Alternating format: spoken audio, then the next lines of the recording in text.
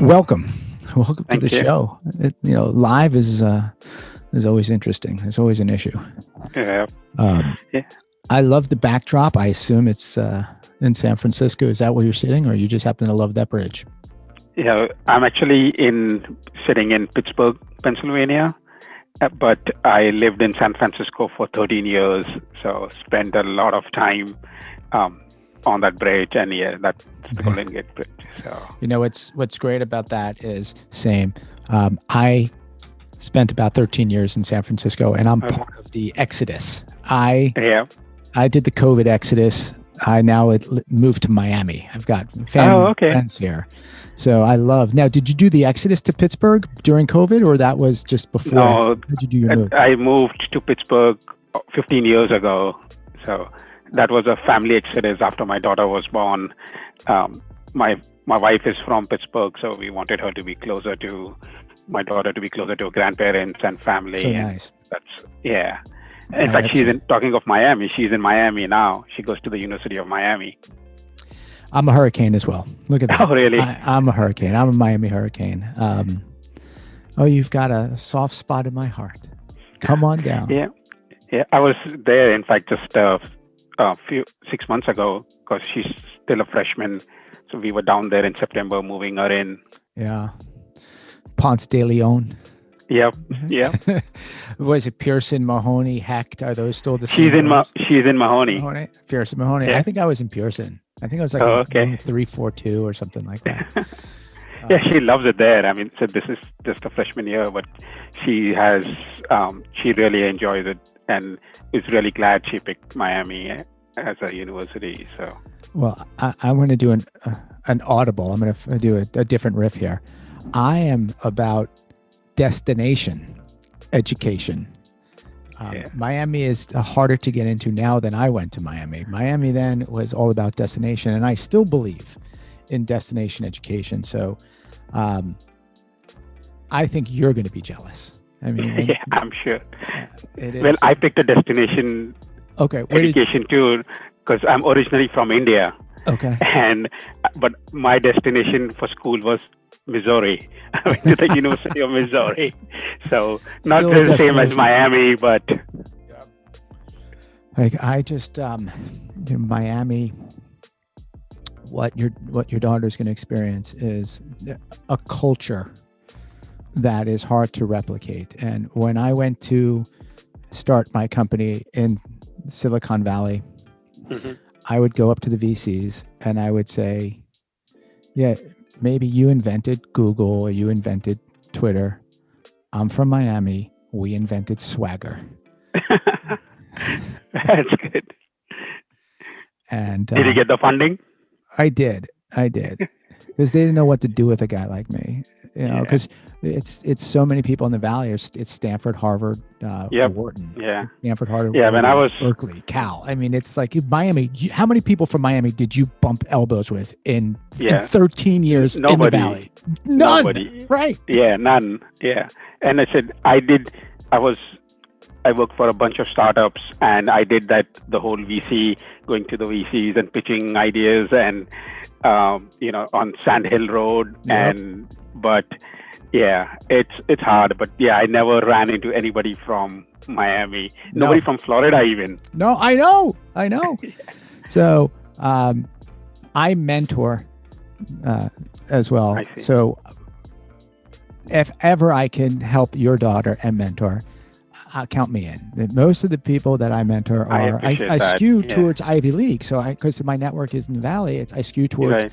highly technical data college kids that are from Stanford, Right. Harvard, and Wharton. Because sadly, if we do some pattern recognition, who are in the startup boot camps? Who are the Right. ones going to the cohorts? Right? Yeah. They are, and because if you kind of think The of kids that from that the assembly Ivy, line, yeah. who then Right. gets funding? Right? So it's like this Right. massive Right. funding line. So I'm involved in a lot of those Yeah. startup accelerator programs. I And see. Yeah. what's the one in India? Is it ICC? Is it ITT? IIT. IIT. That's Yeah. the other one. I just, Yeah. my network, and I didn't understand or appreciate the cultural impact of ITT because someone's like, Yeah. I went to ITT and I'm like, I when I first started mentoring, I'm like, I didn't know what that was. They're like, Yeah. That's Stanford of India. Yeah. That's It's a big deal. IIT. It stands for the Indian Institute of Technology. Big deal. So I'm not trying to Yeah. insult anybody. Yeah, no. I learned as well. It's like to Yeah. me, because the Valley, sadly, there's no venture in venture. It's de-risked. So True. you need to go to True. that school Yep. or Stanford Yep. or worked at Google or worked at Uber Yep. or we're Yep. talking the same language. So yeah, if Yeah. I can help anybody from Miami, I'm on, brother. I on. appreciate And that. all I'll the let you know. ventures coming to Miami. It's great. Yeah. Yeah. So I've got another Miami story for you. All right. So a lot of the VCs are moving to Miami. And the VCs, how I like to say it, have, and you can appreciate this in your background, have found religion. And what do I mean by they found religion? These VCs that would only wear like hoodies or like vests now are buying $30 million properties on the beach. They understand Rolex now. They understand Bentley now. They understand property. And they had the bankroll before. Like, this is not new money. Right. And it's so interesting how instead of being laughed at the partner meeting, probably in the Valley, they understand oceanfront, Bentley, Rolex. And I'm for this, all for this. Trust me. And jet skis. I'm good. Yeah. But what are your thoughts on that? It's hysterical. Yeah. Yeah. And even like people from here, like, you know, you look at people from New York or, you know, as they get money and they get into the 30s and 40s, they're all like, okay, I'm going south, you know, and Miami is the destination, or Florida is the destination for a lot of them. And you got the mayor saying, come down. Right. Elon, you want to build your tunnel here? Come down. Right. Let's buy stuff. So to me, you know, Gavin, the governor of California, who is extremely popular. Right. And I'm not getting into a political conversation here. I'm just going to say he's now in a recall. He'll probably win. Yeah. But you have this amazing climate in California and you have this amazing climate in Florida, meaning weather, right? Right. Let's not talk population density. Yeah. And it's amazing how you have a weather, because you have beach, ocean, California, beach, ocean. One is open, one is closed, not getting into a red, blue. I'm just, red, blue. But as just a data scientist, I don't know who's right. Yeah. Yeah. And even the business environment, right? I mean, the welcoming business environment. I mean, Florida is completely open to, hey, move your company here, move your venture here. You know, we'll give you this incentive, we'll give you that incentive.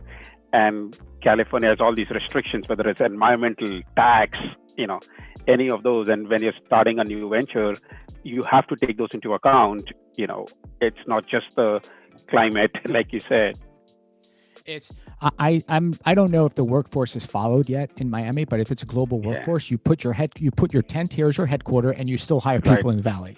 Right. You still hire people.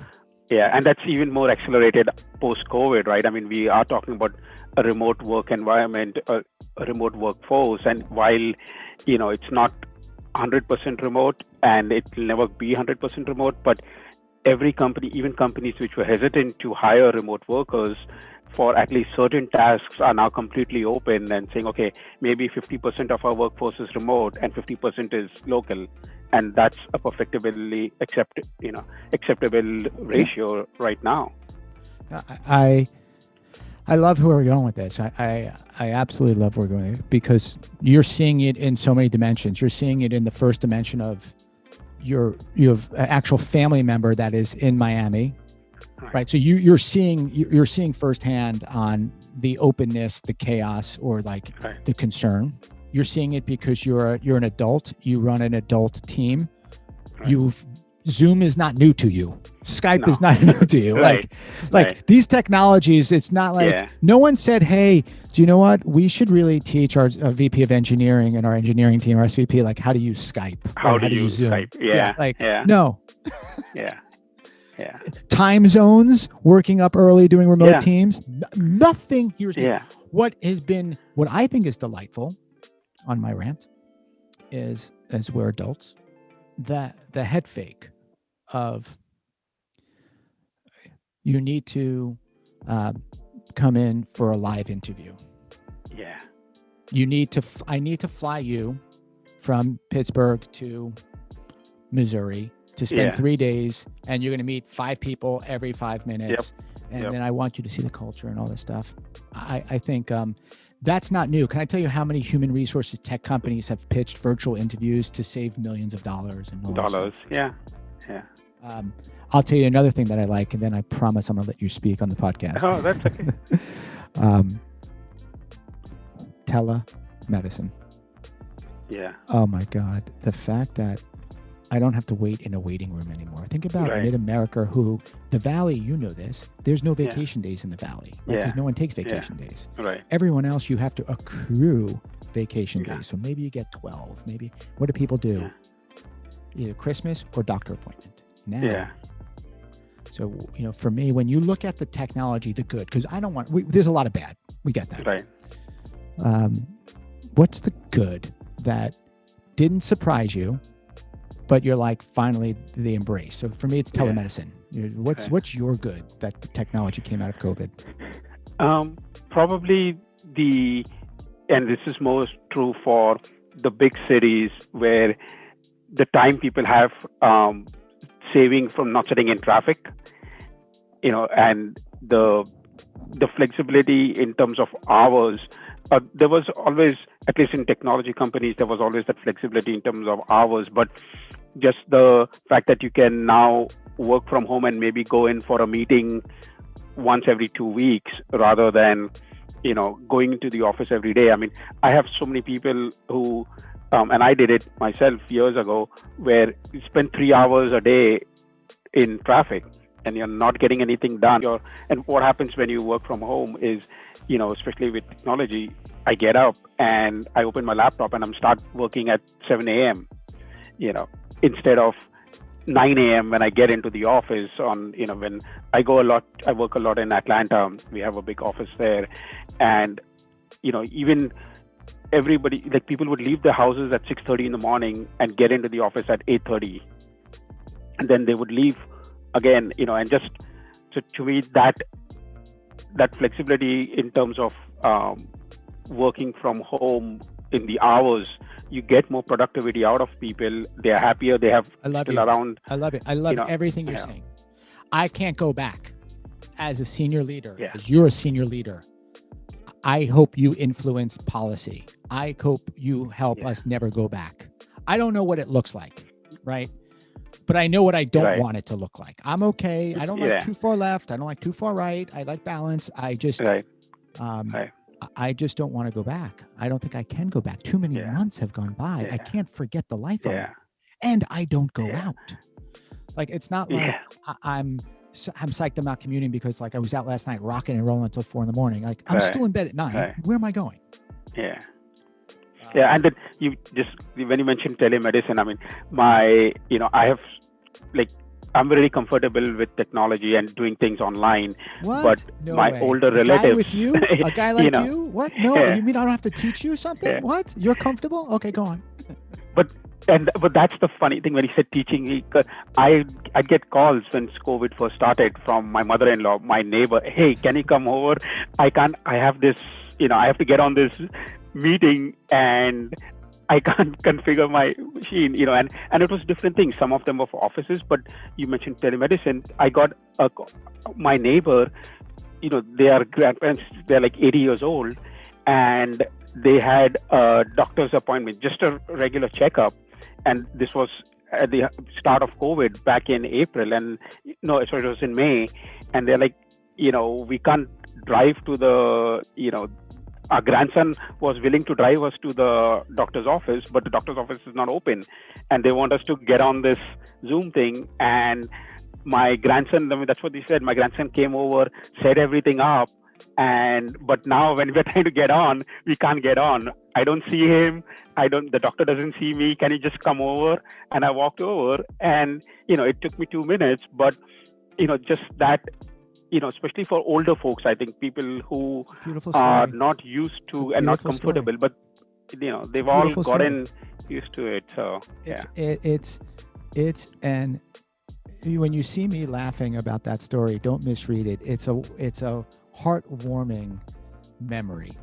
It is. Here we have is a neighbor who needs help, and help like we've never seen before. Right. It is. I just need to, how do I turn my Zoom camera on? I mean, that is Yeah. help. Yeah. Like, think about that. That is, help for you and I used to be, my neighbors are older. Can you be a good son? Can you shovel their driveway? Right. That's a gentleman. Yeah. Be a good neighbor, Yep. shovel their Yeah. driveway. They're a little bit older. Do me a favor. They just pulled up, take their groceries from their car. Into the house. Right. Just help them. Right. Is that, Right. That is how Yeah. we grew up.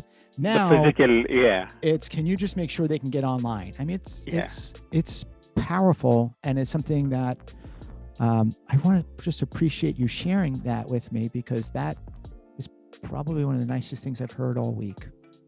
And it didn't cost you anything. Yeah. It did not cost you a dime. Yeah, it's exactly. And I was like, okay, I just walked over, and I didn't even think about it, because I'm like, okay, how hard can it be, right?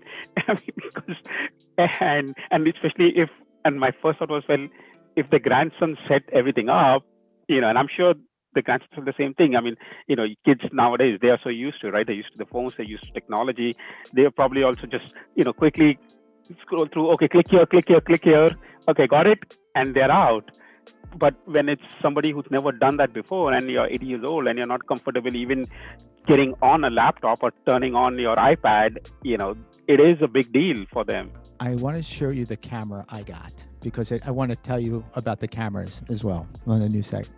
So, it's a plug. They're not a sponsor, but it's a plug. So, when we went into COVID, speaking about cameras and stuff, I Googled, and I've never done podcasts. This is all new for me, but I Googled a camera. So the camera I got is called a Mevo, M-E-V-O. Okay. Okay. It's a small camera, and here's my iPad. You see the iPad? Yeah. Right? So on the iPad, where I like it is on the iPad. This way. Yeah. I can move. Oh, I see. You can move. Yeah. Right. So yeah. You can do all these things. Yeah. So how many times have you been on a Zoom and it's like this? Yeah. Right. Yeah. And so anyway, I want to plug this because I think this is life-changing. But when I try to tell people also, whether it be, if I can't see you, you can't see. Like, to me, what's amazing to me on those meetings and stuff, on Zooms, the family calls, everything you said makes sense. We've prepped our family members before the Thanksgiving call. We did a dry rehearsal. It's still Thanksgiving. It's still freaking November. And I still see, I still see this, or whatever it is. Yeah. Or I can't hear you right now. Or are you there? It's November. Right. I'll give you a pass. May. Right. I'll give you a pass. Yeah. November, I'm not. Now, I promise we'll get to some data, on this, but some of this is just about, we built this community to meet introverts who need hugs, introverts who are mindful, introverts who believe in empathy, because this, for me, has been a very difficult, sad time, which is why I created the community. I was sad. I was lonely. And I felt that maybe I wasn't the only one. So I am not a Zoom cocktail party, Zoom let's have a drink with 10 people. But that's not good or bad.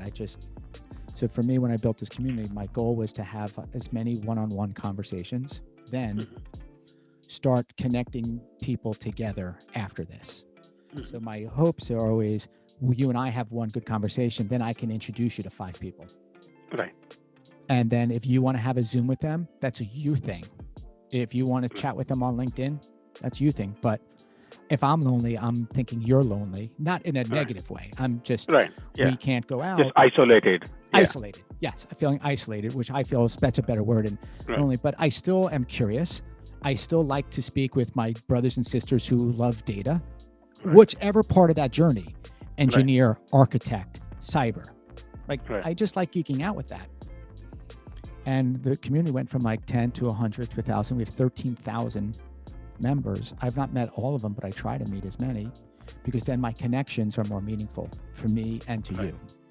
Now, I also believe that in the next few months, maybe 10 months, when everything gets back online, I'm not sure if this community exists anymore. And guess what? That's okay. The connections will helping still grandma stay. get, Right. This is me helping get grandma to the doctor. This is just Right. my moment. Altruistic. But I maybe need this more than you. So like just hanging out and talking Miami made my day. Right. And what about Right. you? I mean, do you like you signed up for this podcast not knowing to expect, but Right. are you, Yeah. I'm trying to feed or not be fed, but is this feeding you what you need in your isolation? Yeah. I said again, I'm like you, right? I'm a geek at heart, and but I'm also just through A my human. career, and I crave contact. And said even even pre-COVID, um, you know, as I moved up in my career and started working with people at different different sites, and I have teams scattered all over the country, but I felt like I had to have that contact with them. So I mean, I was traveling at least once a week, every month, to Atlanta, Colorado, LA, Toronto, just everywhere. And I haven't got on a plane since March. And that we've got Zoom calls. I still talk to my team every day or every other day, and but it's not the same as sitting across a table from somebody, going out to, hey, I'm running down to get Starbucks, get some coffee. I'm a big coffee. It's like, do you want to walk with me? Just that that human interaction. And I think that helps with a better work environment too. When you can go out to lunch or just go out, grab a coffee with a colleague of yours, the next time you talk to them in a meeting, and there is a bone of contention, which happens meetings, but because if you have that personal relationship with them, where they're coming from, and you don't take things personally then. I agree. So I think that human interaction, that connection, helps a lot, both in your work life and in your personal life. Yeah, and you bring up another part about that personal connection that I didn't think about, but I want to reflect on for a second, is the dinner table and sharing something new. So for me, I just helped me, like, I didn't realize, but I do at the dinner table with my family share these stories. Like I learned something new today. Like the story that we talked about with you and your neighbor, that's a new story. Right. I think our families can only hear so much about our work stories, right? Right. Especially during COVID, right? So you're going to be living through your daughter. She's going to have new stories. Right. Like, tell me about your friends. What'd you do today? It's just like, I'm yearning. I'm in isolation. Like, I just want to hear something not about a code review or Git check. Right. So you're right. And I think that's also, what I enjoy for these, because then I get off. I just a really interesting person, and it gets me through the day. And then it's 2 days, then it's 3 days, and these things are nice. So, so this is a community. So I will connect you with a few people on LinkedIn. Okay, sure. Large company, small company, senior executives, founders and stuff. Mm-hmm. There is no ask. Just hang out. Mm-hmm. Tap in, tap out. Like it's whatever energy you want to get out. Maybe you can help, or maybe you need the help. I don't know, but we all have business objectives. So that's what we're doing. That's all I got for you. That's my show. Yeah. It's cool. Yeah, I said, and I said, I didn't know what to expect, but just being curious, and I said, I always feel you got to give something a shot, give something a try, and then if you like it, great. If you don't, you move on. You never do it again.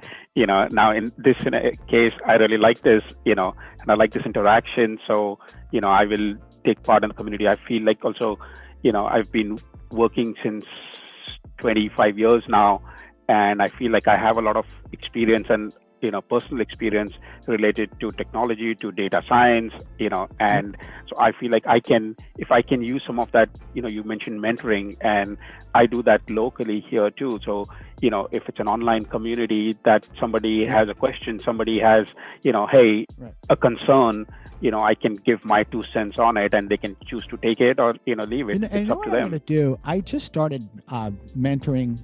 NetApp has an accelerator program. So NetApp, big company, they started their own accelerator. Yep, I know. Yeah. The group that's running it is in India. Okay. So what I'll do is I'll connect you on LinkedIn with that group. Okay. They're just looking for one thing: time. Yeah. Right? Yeah. So NetApp is big, but for some reason the accelerator started in India. I think most of the companies out of there are mostly in that part of the world. Some I think are in America. I'm not sure. Okay. Mm-hmm. But I said the same thing. I was introducing them. I said, I just have seen a lot and I'm in the Valley. If I can help, the business out of there is NetApp. So I'll connect you on LinkedIn with them. Sure. It's about karma, just helping people. Yeah. Right. And so I think that will be pretty cool. And then again, I'll leave that to you. You decide your time, not me. Right. All I'm going to do is, like you said, just make these intros. You're an adult. You figure it out. Yeah. And I said, I appreciate that, because I said there's going to be times when I have free time, and then there's going to be times when, I'm busy this week. And in fact, even for this podcast, when, I was asked, when do you want to schedule it? I looked at my calendar, said, okay, I know this second and third week of February is going to be pretty light for me. So let's just schedule it for that. And you are open to whatever time works. And so, I think that's great. I said, I'll talk to people. And I said, if you think there's something that, I can provide, feel free to contact me, and and and if I'm busy, or if I'm it's something I don't know about, I'll give you the feedback and say, hey, this is not in my area, or I don't have the time right now. Same. And if you need, since I know most of the community members, if you're jammed and you have a problem and you need a solution, or like a person to talk to, right, hit me up, because I might be able to connect you with another EVP, SVP, CEO that's dealing with the same thing, and just say, I have no idea, just do this, and you guys do it. And sometimes it's just to bounce ideas off. I mean, even if you don't have a solution, just talking your problem through somebody new, I find helps me clarify the problem in my head. The more times I explain it, something clicks oftentimes.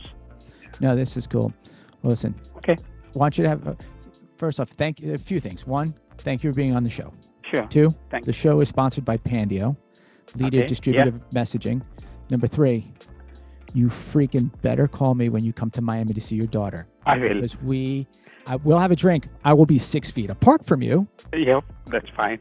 But I'll meet you at Hecht, Pearson Mahoney, Ponce de Leon. Okay. To me. And then seriously, if your daughter is jammed up and just wants some mentoring or stuff like that, please include me. All right. So I will. I definitely will. Oh man, this is cool. I love Go Canes. Go Canes. Go Canes. That's okay.